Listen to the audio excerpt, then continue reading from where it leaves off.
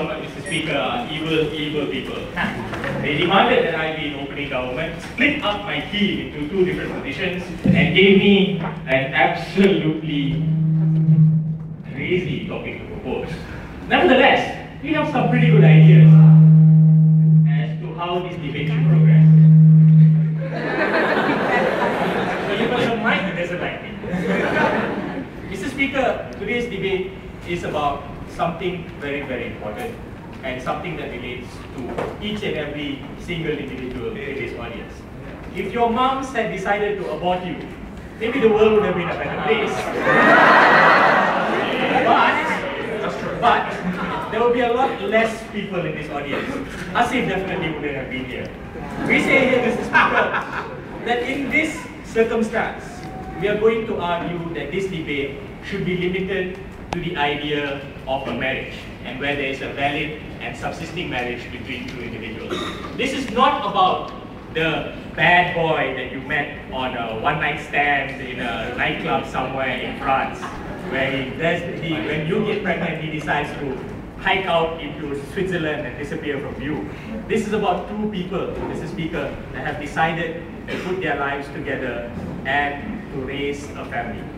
We think that this is very reasonable. Hafiz, you have no idea what it means to have responsibilities, so sit down. This idea, Mr. Speaker, duties and responsibilities. And the first argument that I'm going to forward to today's debate is how the marriage institution demands a sharing of decision-making powers. And this is no different when it comes to deciding whether or not you have a baby.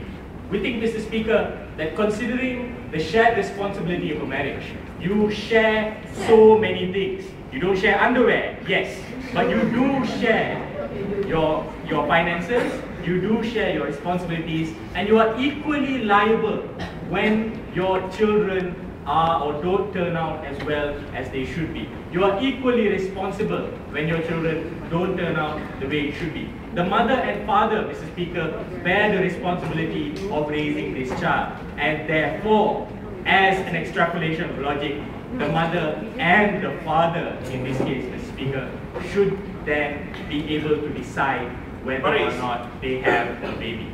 We don't think, Mr. Speaker, that is in any way alien to our logic and that is in any way counterproductive towards the marriage institution. Hafiz. But extremely offensive because you have placed a value upon what kind of man can choose whether or not to decide whether that partner can abort. What if the father who is married is a bad father? Your only yardstick is a marriage certificate, and we think that's unfair. Yes, Hafiz, but that's also in the way applicable to the woman themselves. What if the woman that is currently having the baby wants to abort the baby because she doesn't feel like it, or she wants her hip size to remain the same size? We don't think, Mr. Speaker, that that is in any way, any sort of guarantee that the current status quo will in any way be better than our proposal. In fact, in our proposal, at least the baby that's in your womb has a check and balance to decide whether or not you remain alive. Don't you think that it will be a good thing and the baby would appreciate it if more than one person gets to decide whether you live? If the courts in a country, Mr. Speaker, take 2 or 3 judges to decide whether a person is sentenced to death, I think a baby who is 3 months old should be given that same right as well. You are sentencing that baby to death by the decision of one person, and we don't think that's enough, and that's abhorrent to the right of life. Let's see, Mr. Speaker, on the second argument, on how it's essentially discriminatory towards men if you don't take that policy, if you don't take the policy that we propose here today. We say, Mr. Speaker, that above and beyond the 12 or 34 chromosomes, Dr. Chandra, you may want to correct me on this. The 12 chromosomes that you contribute to a baby when you have, the number of chromosomes that you contribute to a baby when you actually conceive is as much the man's genes as it is the woman. Above and beyond that, Mr. Speaker, I think it's also not just a question of genes, it's a question of responsibility. The father is equally responsible after the baby is born to protect, to serve, and to make sure that this child grows up in a conducive environment and just grows up well and doesn't become like, Hasif. In this circumstance, if you deny the right of the father to decide whether or not this child lives or dies, you are discriminating against the rights of the father.